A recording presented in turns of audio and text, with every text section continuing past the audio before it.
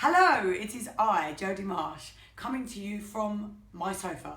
I was going to set up a YouTube channel very soon, and the events of today on this morning have made me kind of fast track it and set it up right now so that I can address some of the things that were said on this morning. And the reason I want to do that is because I feel like I wasn't quite given enough airtime and I wasn't allowed to say the things I was there to say.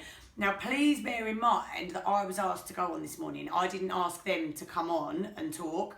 They called me and asked me, will you come on and talk about your plans for a sperm donor? I definitely wasn't aware that they were going to start talking about my exes and how bad some of them were, and they were bad.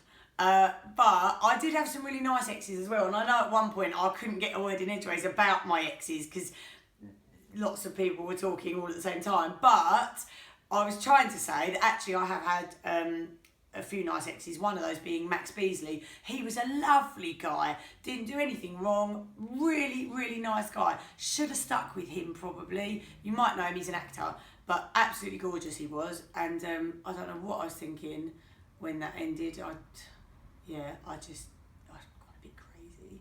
And haven't had anyone as nice as him since probably. Max, you're going to get a really big head now. But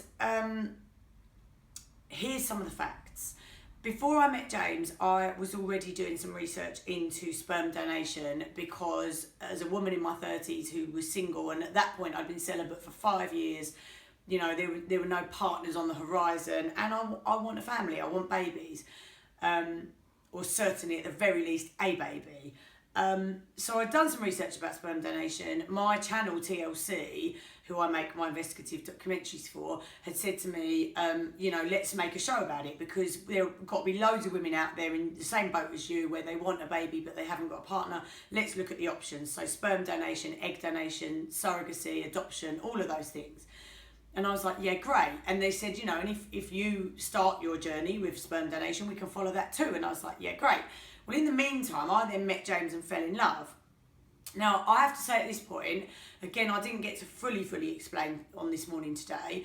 When I married James, I genuinely thought it was for life. Like, I was actually in love. Yes, love is blind, but I was so in love and I genuinely thought it was for life. I thought, that is it. That is me now, sorted for life. I didn't know it was going to go so horribly wrong, and I didn't know I was going to be back in this position now, 37 years old, single, and wanting a baby, and now having limited options available to me. Anyway, back to the programme. TLC said to me when I met James, they said, look, it's not a problem that you've met someone and you're probably going to have a baby with him. We'll still make the show because women want to know, what their options are, and it's still really interesting and, educational. So I was like, yeah, great. During making the show, I found out that I've got a really low egg count because I had a fertility test, and obviously that was really upsetting to find out. And obviously now my options are even more limited because of that. But all is not lost, and I'm very positive and hopeful that I still will be able to have a baby if I want one. So basically, I was there today to talk about the fact that I will at some point be looking for sperm donation. Phil and Holly said to me, would you film it? And I said, yes, I would. And the reason I would, let me make this absolutely clear, I would never ever put my own children on TV or in the papers or magazines. I don't like people who put their kids in OK Magazine, for example. I don't think it's right. I think the kids should have anonymity until they decide when they're older, when they're proper adults, whether they want to be in the public eye or not. But I would film my journey to finding a sperm donor. And the reason that I would do that is because I think it's really interesting, it's really informative. Women do want to know what their options are. Yes, I've already made a show about it for TLC. It's probably still on catch up if you look for it. It's called Jodie Marsh's Making Babies. Very appropriate. But for me to actually go ahead and do it, I think it would be a brilliant thing to film. It'd be an amazing documentary to follow my pregnancy. I wouldn't then put the baby on TV, but you could certainly film the pregnancy. Oh, and by the way, I'm not with TLC anymore, so actually any channels that want to film that, do get in touch. But that's not me selling out because, like I say, I wouldn't put my kids on telly. I don't make reality shows, haven't done for many, many years. You know, everybody who follows me knows I make investigative documentaries about really hardcore subjects and really important subjects. I raise awareness of things that I think are really important, like child sex trafficking in Cambodia and prostitution in Amsterdam, and, you know, people doing legal hires that they think are safe, but they're really, really not. They're as dangerous as doing crystal meth. You know, my documentaries, well, I'm proud of every single one of them. Every single one of them. I really work hard. I travel the world. I'm exec producer of all of them, and I love everything I do. I genuinely do. I don't need to even tell you this. People that follow me know this about me.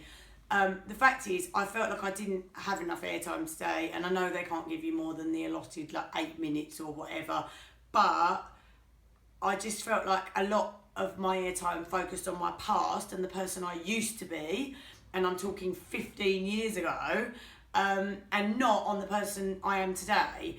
And the person I am today is someone who makes investigative documentaries, someone who is a very loving mummy to 10 animals. Can I just show you quickly Bobcat, who's sitting beside me all curled up? This is one of my babies. I have six dogs and 4 cats. This is one of them. He's the best cat in the world ever. Bobcat, say hi to YouTube. Hi. Anyway, I am mummy to 10 animals, and I would like to be, you know, a mummy to a human child at one point in my life. So I just feel like, having been celibate for 5 years, having thought I'd found the one and getting married, thinking I was then going to have children, for that all to come crashing down around me and crumble so badly, and I can't go into the details of why as yet, doesn't mean I won't one day, but for, you know, for all that to happen to me, and then to go on this morning and all they talked about was my exes and how I used to have a sex addiction and whatever. I just think, I don't know, I just wasn't happy with how it went. Look, I think all 23-year-olds are sex addicts, in my opinion, and you only have to watch Love Island to see that. They're all having sex on national telly, and that's something I've never done. So, you know, I don't think I'm that bad a person, and I certainly don't want to focus on my past. I like to focus on the future and moving forward. And I've achieved a hell of a lot in the last 10 years, you know, from being an anti-bullying ambassador to becoming champion of America in bodybuilding. Like, I've really done a lot with my life that I'm proud of, and I want to be a good role model to young women.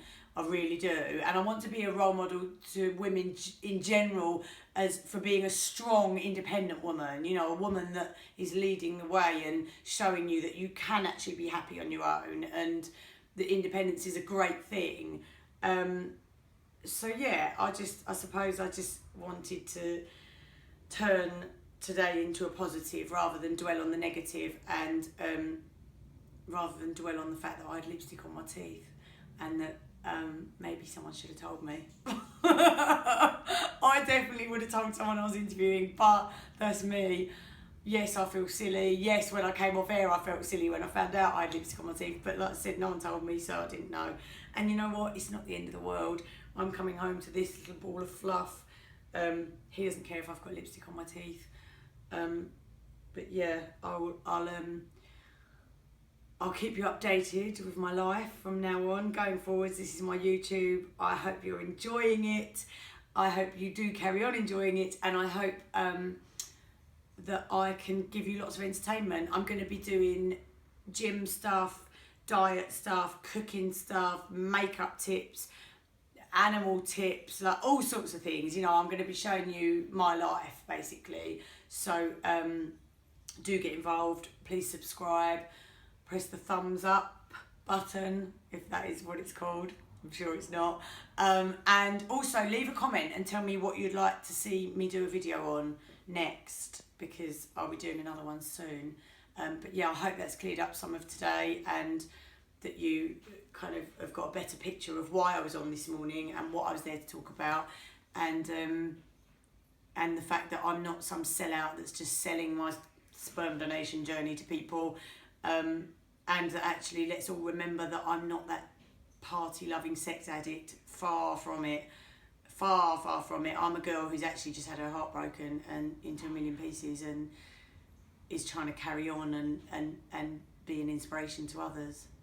So, good night, God bless, love you. Bye, Bobcat.